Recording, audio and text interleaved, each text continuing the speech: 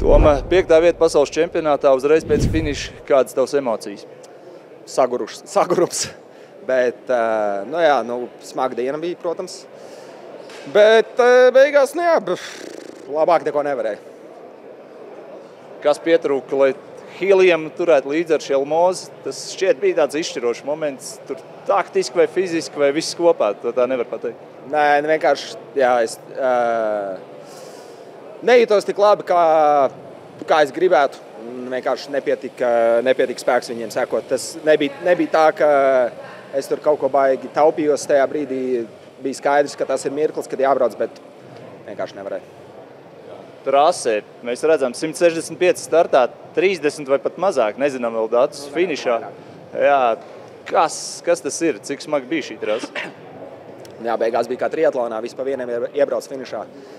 Bet, trasa smaga, bet, protams, arī laikapstākļi, augstkalne, gaisa kvalitāte, viss spēlēja savu lomu. Un, kad 100 kiļi pirms beigām jau viss sāk dalīties, tad skaidrs, ka daudz tur līdz finišam netiks.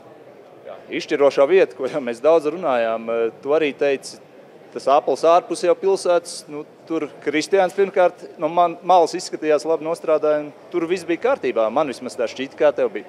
Komanda ļoti, ļoti labi nostrādāja. Reāli tas bija šodien maksimums, ko mēs varējām izdarīt. Gan komanda trases malā, mums arī tajā kalnā bija cilvēks, kas stāvēja. Un tas īstenībā bija viens no karstākajiem punktiem, līdz ar to bija baigi svarīgi tur dabūt ūdeni.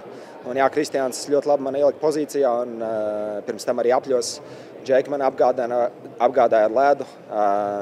Kristam bija šī slimība, nevarēja viņš turēt līdzi tik ļoti, bet beigās arī viņš palīdzēja, tā ka neko vairāk nevarēja gribēties. Tiem pasaules čempionātiem, kuros es biju smagākais? Gan jau kas smagākais, jā. Bet tu 23 dienas gatavojies, kā mēs teicām. Bija vērts šis darbs, tu redzēji tos augļus šodien trasē?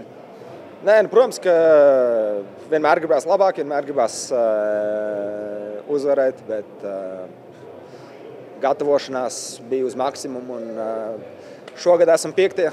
labākie pasaulē, kas, protams, nav slikti. Tas ir ļoti labi. Visas ne tik daudz nācijas bija mums priekšā, tā ka man liekas, ka vēlreiz pierādījām, ka esam turpat elitē riteņbraukšanā. Liels paldies par ieguldīto darbu. Paldies jums!